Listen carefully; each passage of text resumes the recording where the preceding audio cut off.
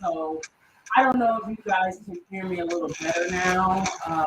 Like I said, um, it wasn't showing up the way that it normally would. So I wanted to switch out the camera, or I'm sorry, the mic. So if you guys can hear me better now, please let me know if this is better for you guys. Otherwise, as I was saying before, I am TrippyQueen. I appreciate you guys. We're gonna go ahead and get into some theories and watch some different cartoons. I think I'm gonna start off with Meat Canyon. You know, we like to hear stuff around here, or weird stuff, anything like that.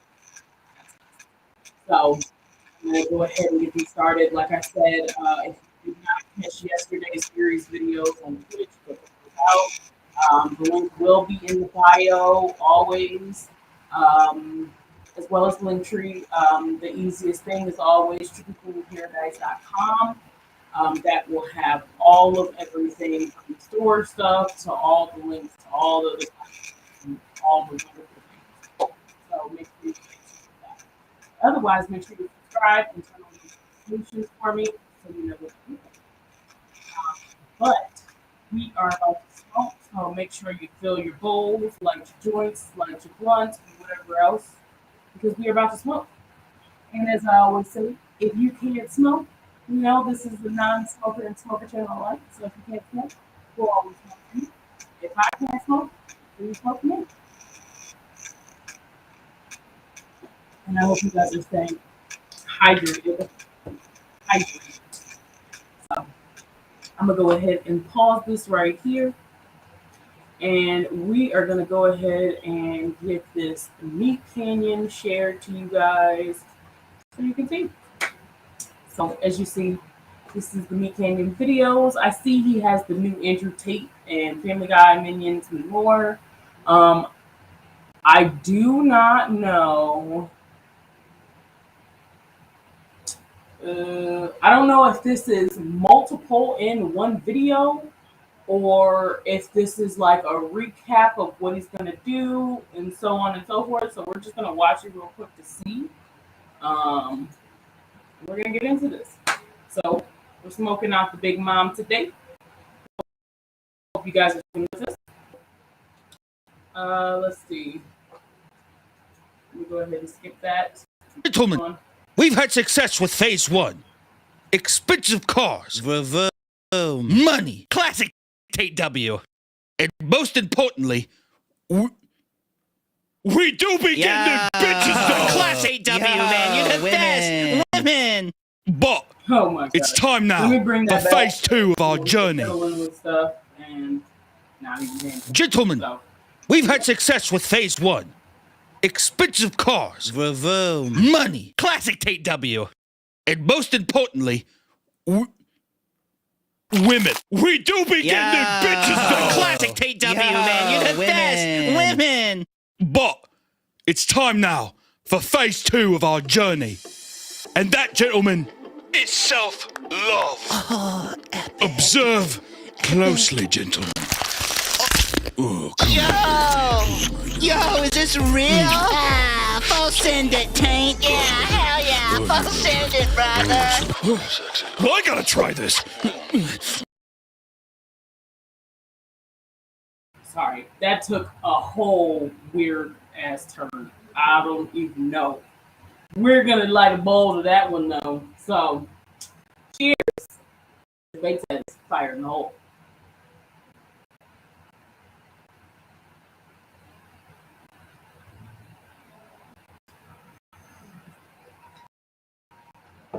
Yes. Okay.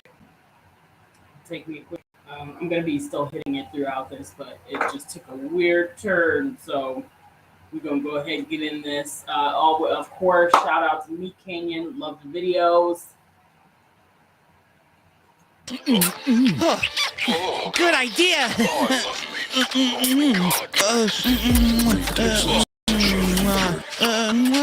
Oh, fuck.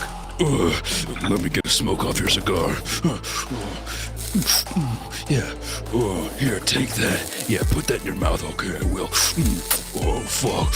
Oh, blow that smoke out. Oh, I will. Andrew, your cigar tastes so good. Oh, my fucking God, that tastes so sweet. But not as sweet as you, baby. I don't think I have a mirror, eh? Oh, wait, yeah, here's one. I'm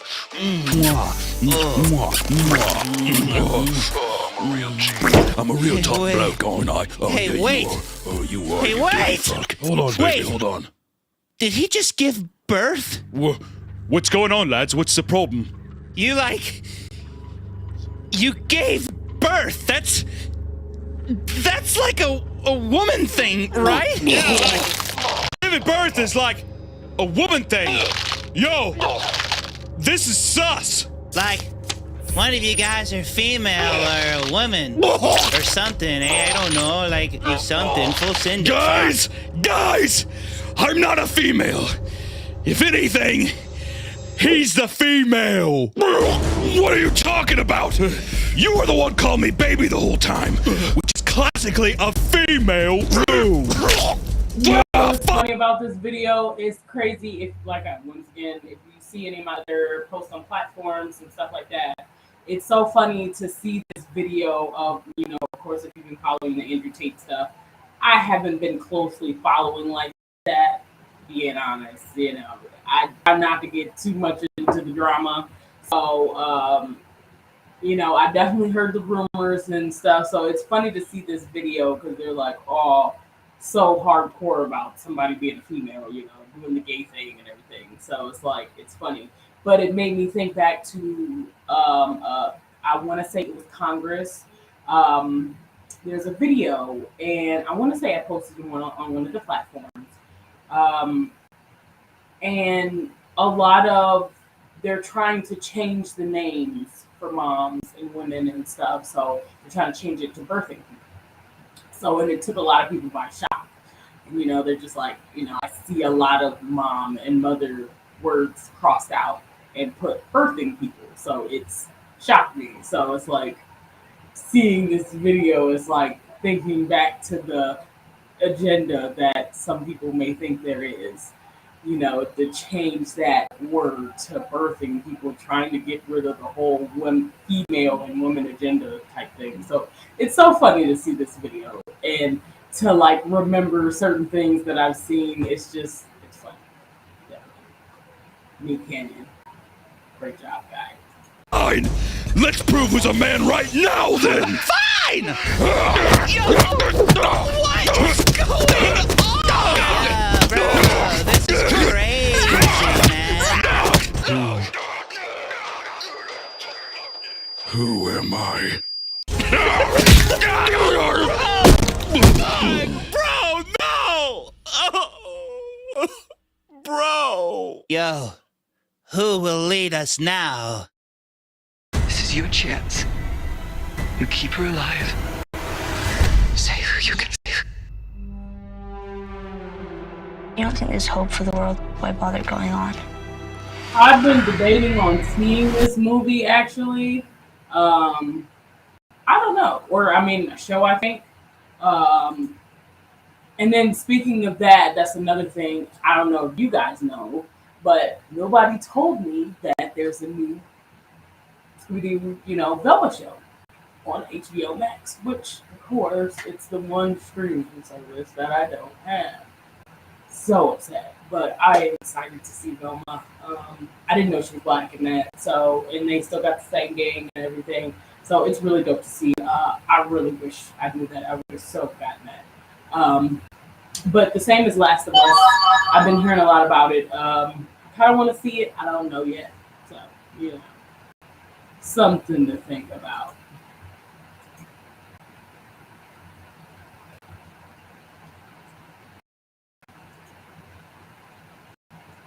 Money. What did he say? What did you say, little baby? Girls should wear leashes like the dogs they are. Yo,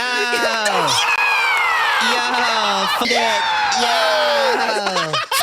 Stupid bitches!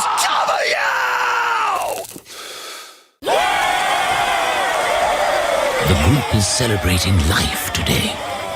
A member of their flock seems to be This leaving. is the, I believe that was the end of that one, which weird, but I get it. This one is actually the minion. So I think this is a multiple ones. So we may do this one and then another one for closure. I don't know. We'll see what happens. We'll see what happens. And doesn't plan to return.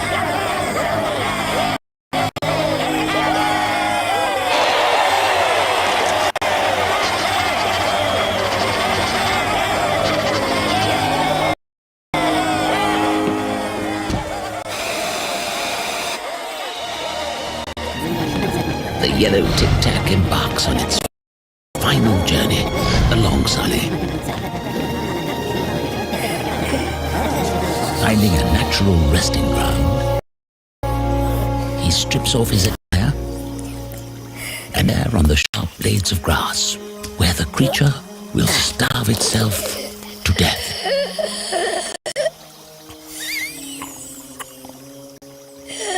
It doesn't stray away from the hunger.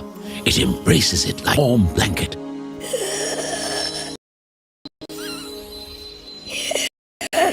The long road with cracks and intruding weeds has been traveled and met with its inevitable end.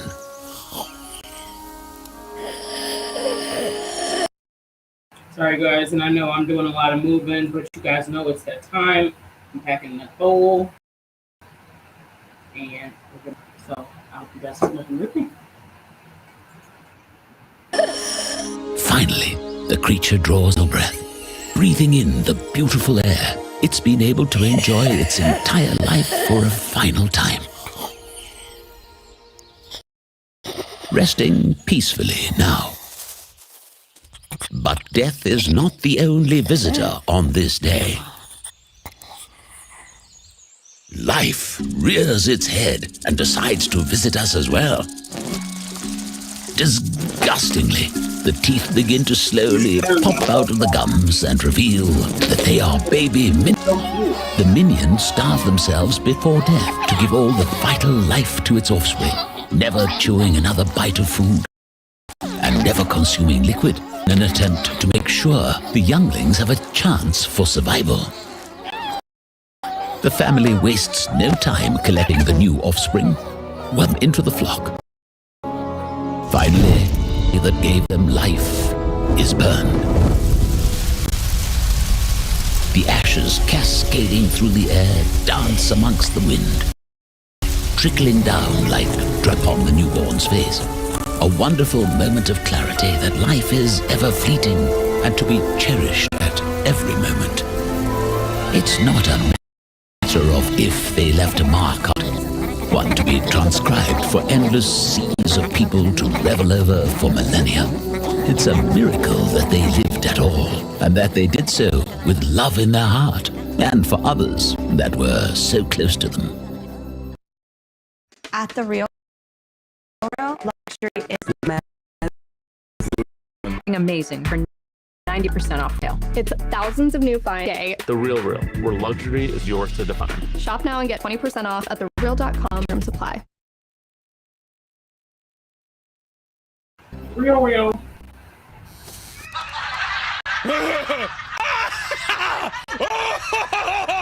My father loves Big Bang Theory. He's up late into the night, laughing hysterically. I could never sleep. Sheldon! Penny, would you mind if I kiss you?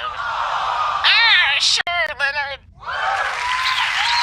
This reminds me of the mating rituals of the anglerfish. A rather bizarre way of reproducing. Okay. They fuse with their mates in order for the species to survive. Bazinga. Anglerfish! Anglerfish! Help! Yes! Yes! I have to take sleeping pills for any chance of rest.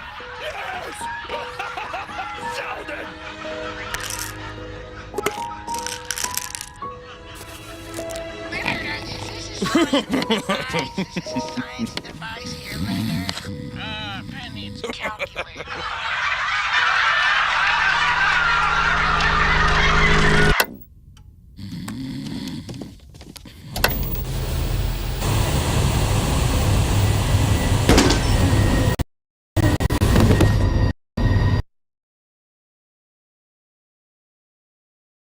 I'm sorry, talking about it.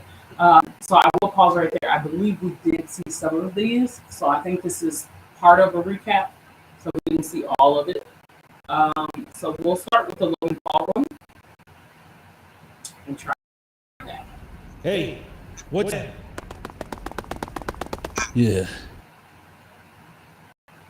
Celebrity before, huh? Yeah. Bet you never been this close to a celebrity before, huh? You want to take a selfie or... Don't focus down there. Here, look back up here. Here, have a prime. Yeah, go ahead and drink that. Yeah, smooth it. Yeah, smooth. Oh. Oops, sorry. I thought you might have been dying or passing away there. No, that's okay. There we go. There it is. Huh. Not much in here. That's okay. I'll tell you what, though. That's a great shirt. Oh, yeah, it feels nice. Yeah, let me just get that off here real quick. Let me just get that off. There you go. Oh, man. Your body's disgusting. Oh, you gotta work on that. I mean, here, check this out. Check this out. Nah, it's okay. Go ahead. You can look. I know it's cool. I know I look good. Look at that. You want to touch it? I better get those shoes from you, too. Here. You stop squirming. Stop squirming. Here.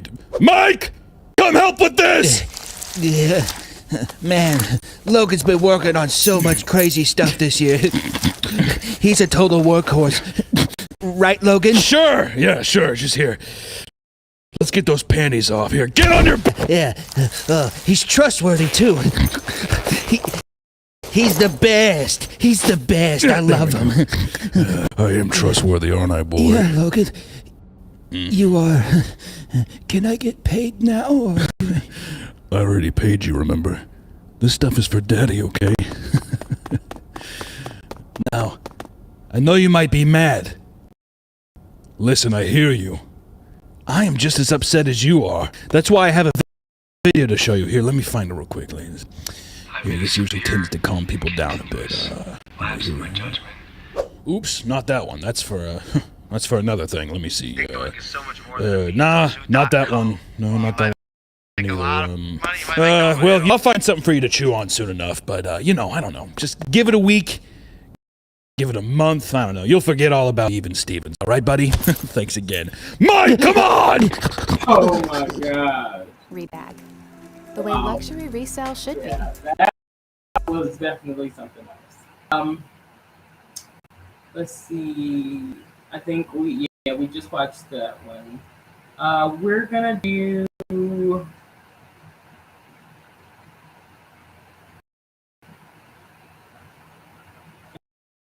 I think we did that one already. Or maybe I did that one on my own. So yeah, we're gonna do the I can count to 3. And then we'll do a normal theory.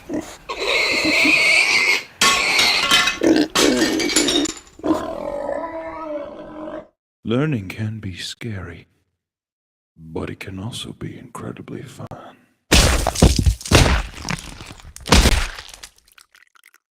Today I want to teach you how to count to 3.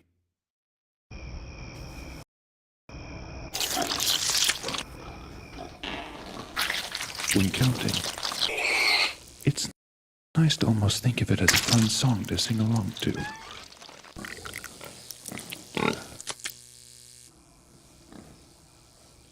Oh wow, Peppa Pig.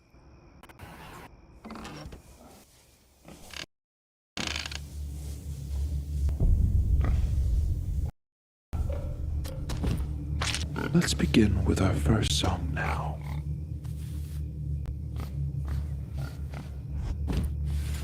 Try to repeat after me.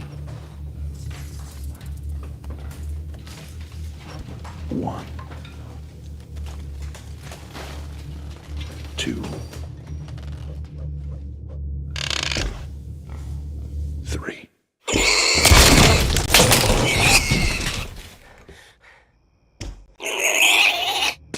Let's try that once more. You're doing wonderfully. Repeat after me. 1, 2, 3.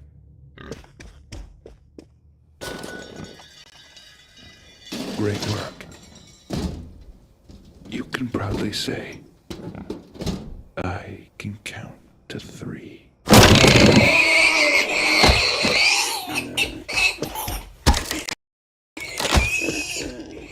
1,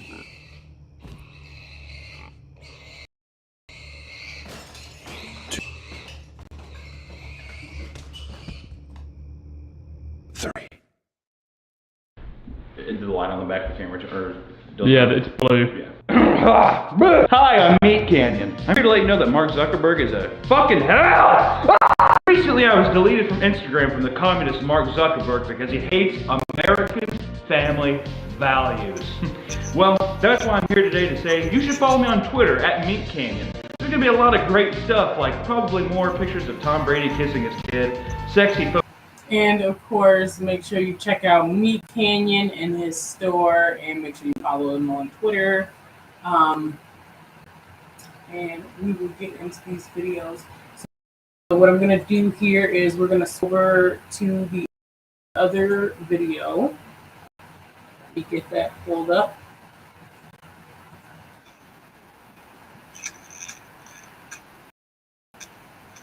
See where we are.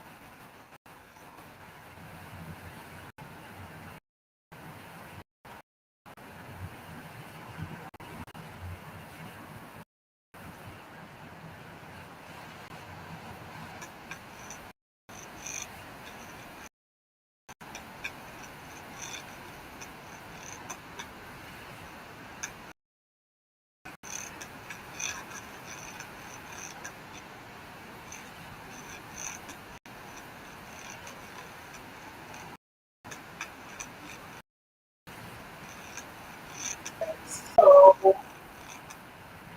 think we're going to do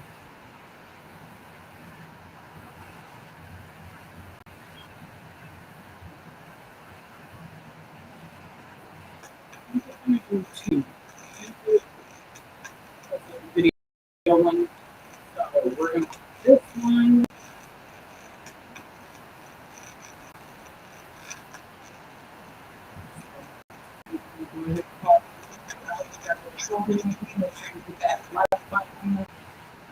Comment and subscribe.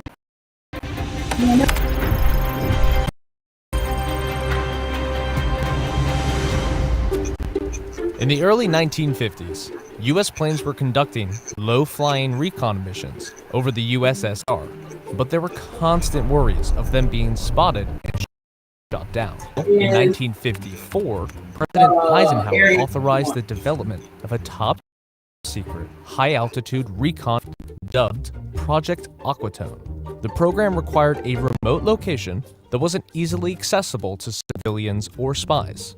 Area 51 fit the bill perfectly. It was in the Nevada desert near a salt flat called Groom Lake. Exactly why it's called Area 51, but one theory suggests it came from its proximity to the Nevada nuclear test sites. The Nevada test site was divided into number-designated areas, like Energy Commission. The location was already familiar territory for the military, as it had served as a World War II aerial gunnery range. In the summer of 1955, sightings of unidentified flying objects were reported around Area 51. That's because the Air Force had begun its testing of the U-2 aircraft. The U-2 can fly higher than 60,000. At the time, normal airliners were flying in the 10 to 20,000 feet range, while military aircraft topped out at around 40,000 feet. So if a pilot spotted the tiny speck that was the U-2 high above it, they would have no idea what it was. And they would usually let air traffic control know someone was there. What led to the increase of UFO sightings in the area. While Air Force officials knew the UFO sightings were U-2 tests, they couldn't really tell the public. So they explained the aircraft sightings by saying they were natural phenomena and high-altitude weather research. The testing of the U-2 ended in the late 1950s, but Area 51 has continued to serve as the testing ground for many aircraft, including the F-117, the A-12, and the Tacit Blue. No one knows for sure what Area 51 is up to these days. The government never even publicly acknowledged the existence of the base until 2013, with the release of CIA reports. But if you're ever at the Las Vegas airport, keep an eye out for some small, unmarked passenger planes in a fenced-off area. They're how Area 51 employees get to work from their homes in Vegas. We'll pause right there. One thing for that is we have heard a lot of the similar things, just like even those years ago when people were trying to say certain things, when they finally released the documents, which would be like a decade or more later, it would prove someone right, really didn't know, or, it was this or it was that. So we've seen many a times the military, CIA, and all of that release documents and everything decades and later on, and so on and so forth, actually, going what was said or either stating that they really didn't know at the time. So, and just keeping that eye out, even back in 2013 when they released certain files. So, and if you go ahead and check out some research, I'm not going to give them names right now, but when you research some of those documents, there's a lot of documents out there that they have can be pretty shocking to a lot of people, but you won't know unless you look. Read.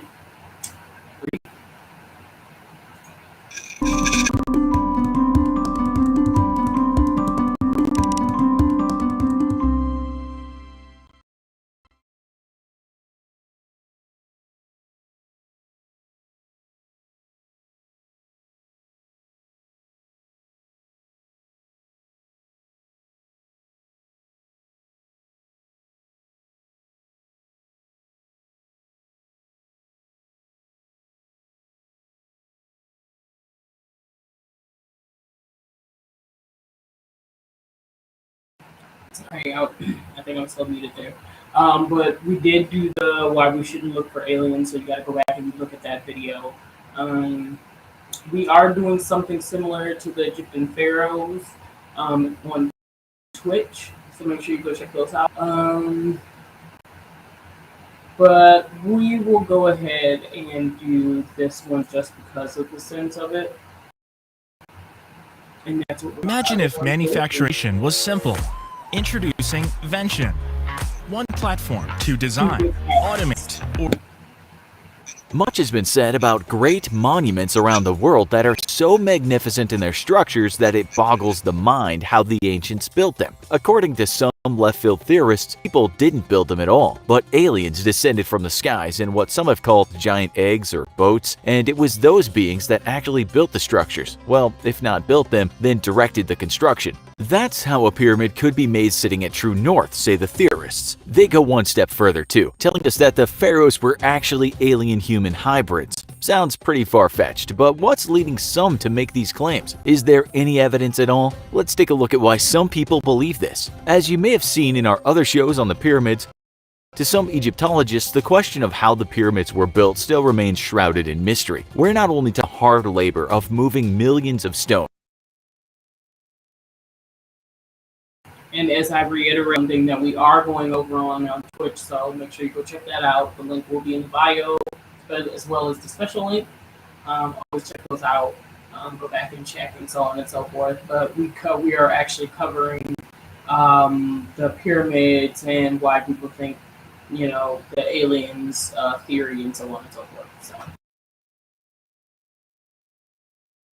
Dragging them across the land and then up the foundation, but the absolute precision in regards to just how they lie. The fact that the pyramids of Giza sit true north should be astounding to just about anyone, not just conspiracy theorists, while others who have studied the structure insist that this great monument was precisely built to reflect the dimensions of our planet. There are critics of this theory shuffle the numbers enough, you can get the results you want to fit. Nonetheless, with the pyramids being so incredibly majestic, it's certainly understandable that some people think that hand from something not of this world, slightly more down to earth but still outside of the main. Theorists have their own hypothesis, saying it wasn't aliens that did the work, but prior to the ancient Egyptians, another advanced civilization existed on Earth that had passed on their knowledge to them. Before we turn to the alien hybrid pharaohs, let's look at some other reasons why a certain segment of the public believes down to earth, left, and then were worshipped as gods by ancient civilizations. For starters, we have the Moai Island and the giant stone heads that certainly couldn't have been easy to erect. There's plenty of evidence that it was possible for the Moai to build these statues, but there are still those that state that they were built in the shape of the aliens who lent a hand in their construction. Then there's the ancient Bolivian temple Pumapunku, which was built with stones weighing over 100 tons. Even today, scientists are in disagreement as to how humans moved them. The stones in the temple fit together like an interlocking puzzle, and this would have meant those builders had to have possessed a profound understanding of geometry and masonry. Not only that, the incredible intricate decorations in the stones are so outstanding, experts don't really know how they managed to with such basic tools. Tests on mummies have shown that people in the area regularly consumed hallucinogenic plants, and to some theorists this was their way of connecting to another world, which might help explain their brilliant inspiration. We won't go through all the great wonders on this planet Earth, but there are many historical sites that boggle the mind. Take for example Stonehenge in the UK, or the temples of Vijayanagara in India that seem to have looking figures and objects carved into the stonework. We are by no means attempting to sway you into thinking that just because humans in the past showed that they could do incredible things that they had help from aliens. But we're merely saying that this is a realm people believe this might have happened. Back to the Egyptians. Have you ever seen a picture of Pharaoh Anka, father of King Tut, who was said to have been the living embodiment of the solar deity and who died around 1336 BC? There are many remaining artifacts that depict what Akhenaten looked like, and you know what? He has an elongated head, much like the average gray alien. You can find one stone carving of him worshipping the disk of the sun, known as the Aten, with the beams of light on him. Looking at this though, with his elongated head looking rather alien-like, if you didn't know better, you might think that the Great Disk was actually a spaceship, some kind of flying saucer. Of course, this is a long shot, and if you read more about ancient civilizations, you'll find that depicting people with elongated head a lot, from the Australian Aborigines to the Mayans to many other places. Some have suggested that this might have been because they actually did have big heads, a deformation called macrocephaly, that big head in ancient Greek. This might have been the result of inbreeding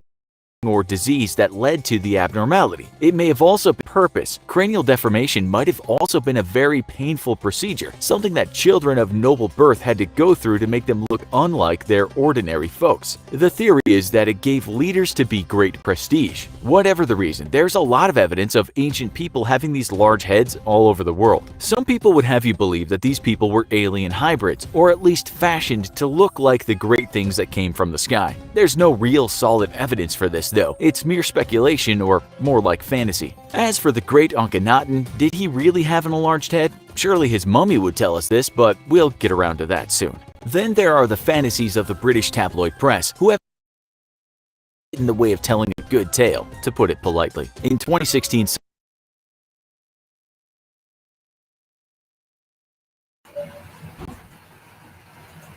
some of the tabloids published an article about an ancient Egyptian coin that was unearthed. If you look at it, there's no doubt that one side portrays the elongated head of a gray alien. The problem with this is the fact that the only evidence of the coin being real was a line that told us the artifact was discovered by a group of people who worked on the renovation of a house in southern Egypt. We looked for more information at all on this mysterious group of renovators and couldn't find anything. We did though find CoinEx about the alien head piece of cash, and they said this: a little research revealed that it's not even a real art, a heavily retouched or photoshopped image of an actual Roman medallion in the famous Cabinet de Medailles in Paris. The hoax was uncovered by computer scientist Ralph Boulot. So much for trustworthy news sources. We found another dubious telling us that DNA.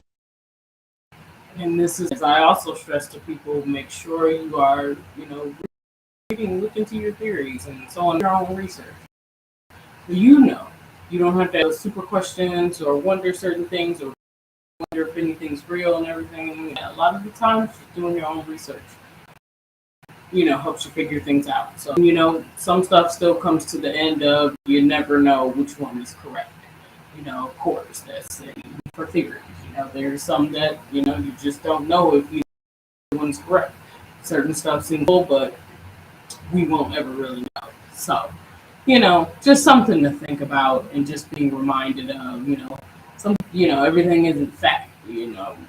Just kind of got to do your own research, and hopefully in the future, certain things will be a little more solidified. Of Egyptian mummies revealed the gene called CXPAC5, which we're told is responsible for the building of the frontal cortex, the thinking part of the brain.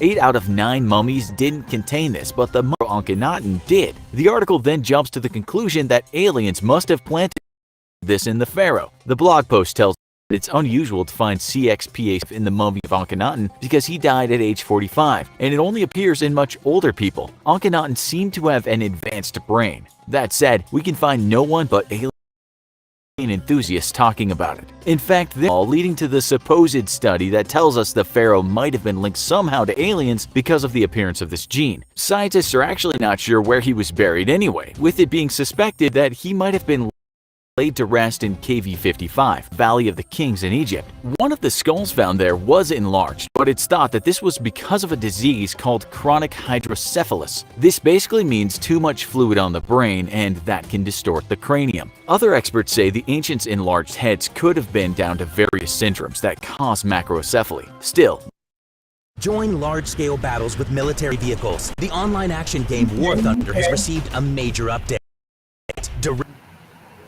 The experts are still debating if the skull was Akhenaten's at all, and they certainly haven't put forth a theory that aliens had planted a gene in his head that made it larger or made him more intelligent. The alien believers certainly connected a lot of invisible dots to make that story work. Finally, there's the allegedly ancient Egyptian text called the Thule Papyrus. You'll find certain sources saying this contains script that looks like it talks about UFOs. One translation of part of the text reads in English: in the year 22, 3rd month of winter, 6th hour of the day, the scribus of the House of Life found it was a circle of fire that was high. Another part reads, they were more numerous than anything. They were shining in the sky more than the sun to the limits of the 4 supports of heaven. Powerful was the position of the fire circles. Wow, that certainly sounds like it might have been an account of an alien sighting. The only problem is the Thule Papyrus is not an authentic papyrus. It's a transcription of an alleged document of whose origin is dubious at best. Even some ufologists call the entire thing a hoax. Someone was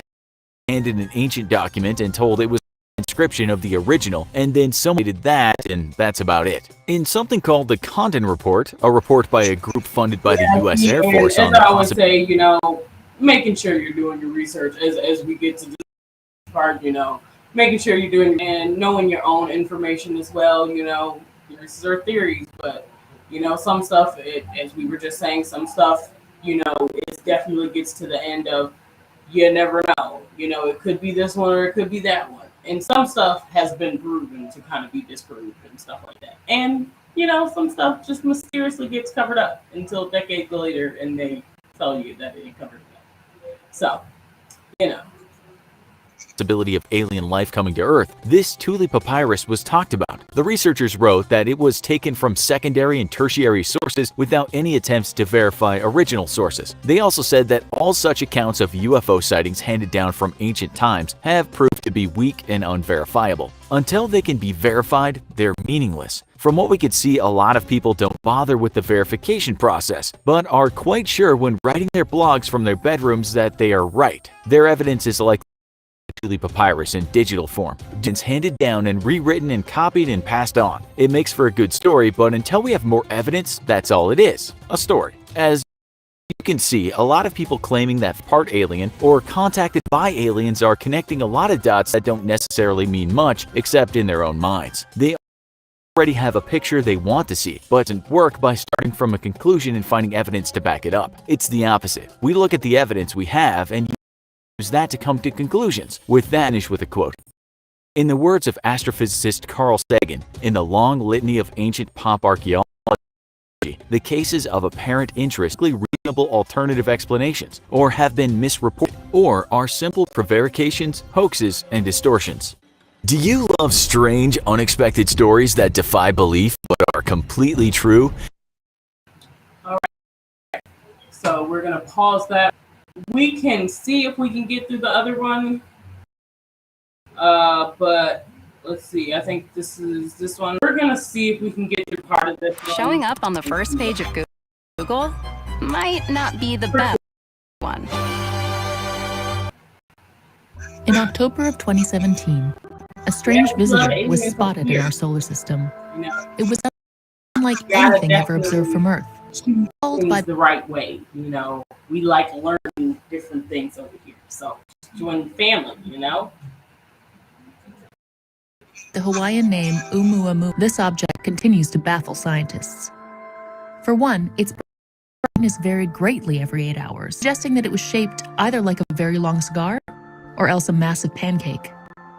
Space telescopes did not detect any heat or gases coming off the object. Today, no one can say for why it deviated from its expected trajectory and actually sped up as it was moving. For Harvard professor Avi Loeb, the most logical explanation is also the most controversial. He believes Oumuamua was made by aliens. Thank you. Appreciate you. I am very thrilled to be speaking with Avi Loeb. He is the Frank B. Bard Jr. Professor of Science at Harvard University and also the author of a new book, Extraterrestrial. Thank you so much for joining us. Thanks for having me. So, Extraterrestrial focused on the first interstellar object that we've ever detected in our solar system, called Oumuamua. I remember when this was discovered, it was so exciting back in October 2017. It was, short-lived. It kind of went out of the solar system fairly quickly, but it was just, totally unprecedented. And the more we learned about it, the more weird this object seemed to be. So, origin, if it is an artificial piece of technology, what type of technology do you most likely is? Well, we don't really know because we don't have enough evidence. Perhaps it's one point in a grid of objects that are similar to it that are placed in interstellar space for navigation purposes, to give you your coordinates when you're moving through interstellar space.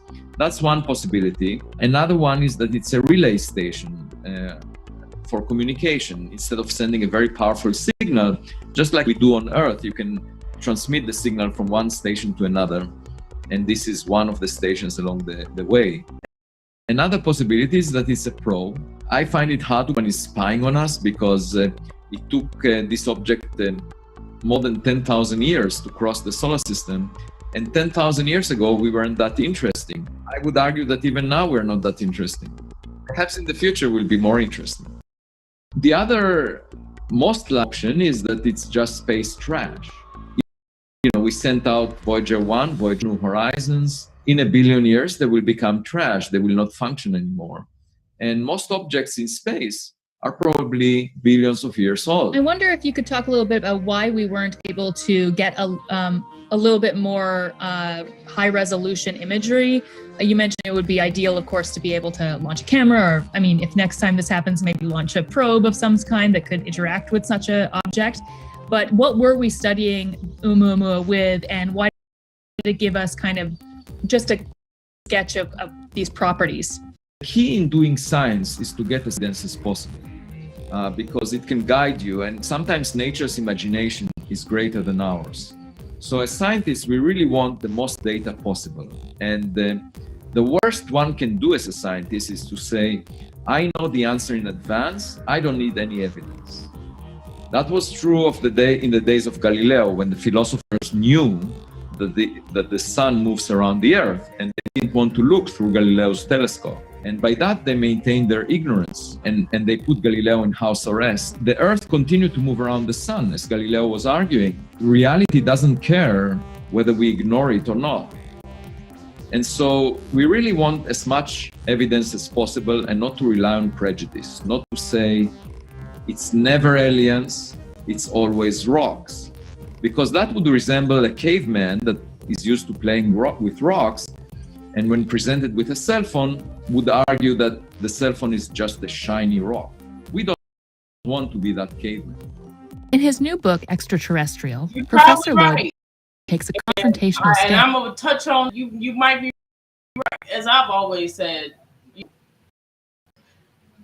know, big people and information don't always work out. You know, a lot of people just, it's panic mode. So it's like, some information is definitely not for big groups of people, but easing it on people little by little, I feel like would do it a lot better, because people can use their own mind and their own research and their own, like I always say, do your own research, check things up, it's always things that you can check on yourself instead of sit there and trying to figure out something from someone else who may not know, so I always encourage people, do your own research too. So,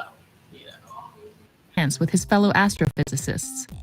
He accuses them of being too narrow-minded to consider the theory that Oumuamua is an object designed and built by another intelligent form of life in the cosmos. I mentioned an anecdote that there was a seminar at Harvard about Oumuamua. And when I left the room with a colleague of mine that solar system rocks for decades, that colleague said, Oumuamua is so weird, I wish it never existed.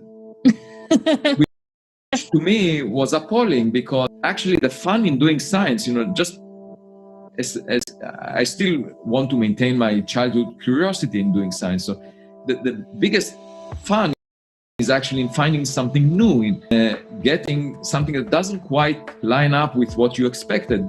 That's the experience that makes science worth doing. It's not glorify ourselves to show. Science is not a sandbox in which we demonstrate that we are smart, which is pretty much what most of my colleagues are using science for, in order to get honors and awards, and they line up with whatever other people say, so that people on selection committees will choose them, give them support, and so forth. That's not what science is about. It's not about the number of likes on Twitter, about getting support from our colleagues. It's about understanding nature. Coming back to your question about Oumuamua itself, it was just a few hundred feet, or 100, 200 meters in size, and at the distance that it was at, a fraction of the Earth-Sun separation, even our best telescopes cannot resolve it. So we couldn't really say what it looks like, other than it's a light with a variable brightness, because the object is tumbling and reflecting sunlight with a varying area projected on the sky, and we could model that and infer that it's most likely flat. But beyond that, we don't know anything. What has been the counter argument from your colleagues who believe it has a natural origin? What do they think that it is that would satisfy all of the kind of odd characteristics you've described here? One suggestion was it's a hydrogen iceberg, frozen hydrogen, so that when it evaporates, you don't see the hydrogen, it's transparent, you still get cometary activity. The only problem is, well, first, we haven't seen hydrogen icebergs before. We don't know if it's possible to produce them in molecular clouds, but the biggest problem is they would evaporate quickly along their journey by absorbing starlight. This is not a viable proposal because such objects would evaporate. The size scale of Oumuamua. Another, a dust bunny, the kind of you find at a household, except the football field. A collection of those 100 times less dense than air. So it's porous enough that the reflection of sunlight will, because it has a large area for its weight. The problem with that is, imagine that is 100 times less dense than air, so less dense than the steam coming off a boiling pot, by a factor of 100. And imagine that the size of a football field and tumbling over 8 hours and going through interstellar space for millions of years. I have a hard time believing that such a thing would survive the journey, that it would be a stable enough structure to hold on to itself. So when people say in the mainstream, they say, I don't care about the details, it's probably natural, and just ask the experts. Well, we asked the experts, that's the idea, these are the ideas they came up with. It's always associated with something that we have never seen before. And I say, if it's nothing that we have seen before, why not contemplate an artificial origin? At least it should be put on the table. However, the mainstream community says, no, it should not be discussed. This is ridiculous. We should not even consider that possibility. And when you don't consider possibilities, you never discover them. It's a self-fulfilling prophecy. And given the significance of discovering relics of another civilization that would indicate that we are not the smartest kid on the block, I think it's our obligation to entertain the possibility. Now, and I just said this on the theory videos on Twitch yesterday, so if you didn't, go see that one too. It's always it's a lot, you can't rule anything out, which is what I was saying. One thing I always try to remember is, sometimes we take certain things for granted and kind of just push straight onto the dumb idea. And some things, it's like, they may not be as dumb as you thought they were, So it's like, you kind of making it seem like they couldn't do it, So you never know. In his book, Loeb challenges us to accept what he calls Oumuamua's wager. The idea of this wager is that instead of just dismissing it as a weird space rock, science is better accepting his theory that Oumuamua is a piece of alien technology that visited our solar system. Even if we can't prove it right now, by acting like it's true, we will be better prepared to study other interstellar objects that enter the solar system. What are some of the broader implications of taking Oumuamua's wager? Because I did think that was a very interesting part of the book. And, beyond just the fact that it has relevance to this object, how do you think taking that wager affects the entire search for an extraterrestrial intelligence? After decades of studying astronomy, the one message I frequently get from the sky is stay modest. Because, we sit on a planet that is one of 10 to the power 20 habitable planets within the observable volume of the universe. It's more than the number of grains of sand on all beaches on Earth. We live only for 100 years, which is 1 part in 100 million of the age of the universe. How can we be arrogant arrogant. That's really ridiculous. And why should we have the ambition to feel superior relative to other people? You know, the faults of human history, racism, I mean, it's completely ridiculous in the big scheme of things, you know, judging a person by the color of their skin. I mean, humans are clearly not showing intelligence. You know, that's one reason I look for intelligence in the sky, because I don't find it here on Earth.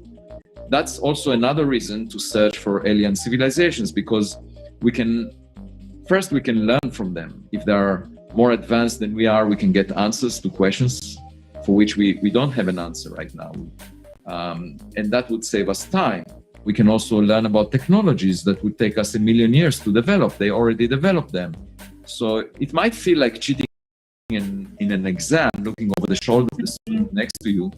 But if you save 1 million years doing so, it's worth it. And the other thing is that we might find the civilizations that are dead, and we can figure out why and get our act together so that we don't share the same fate. So it's sort of a history lesson as well. Almost like a alien archaeology kind of thing. That's what I first thought of with Oumuamua, and your on it is that if this is a relic of a long dead civilization, that's very sad, so has its own instruction as well. Exactly. And then we look for radio space that is equivalent to speaking on the phone. You need the counterpart to be alive to have a conversation. But if you find a letter in the mail, if USPS is very slow, the person who sent the letter might not be alive anymore. And that offers a great advantage in the same time. So when you get the trash... I'd say to an extent, yeah, it, because in the actual timeline of what was supposed to happen, you know, it probably was not supposed to happen that soon. We were probably supposed to wait them thousands of years. But, you know, at the same time, is it a cheat? Is it really a cheat? You just learning things and, you know, doing the natural thing you would think you should do. So, you know, I understand. From a civilization billions of years ago. They don't need to be alive at the time we find it. And we basically sum up the entire history of the Milky Way galaxy in terms of civilizations. Most stars formed before the sun. The sun is a hammer, so we might find evidence for those old civilizations that are not around anymore by simply checking every object that enters into our backyard from outside the solar system. You know, we don't need to make the journey. The object made that journey for us over a long period of time. And we just need to search our backyard for all these relics, for all these things that do not quite look like a comet or an asteroid. For all those things, my colleagues say, I wish they never existed.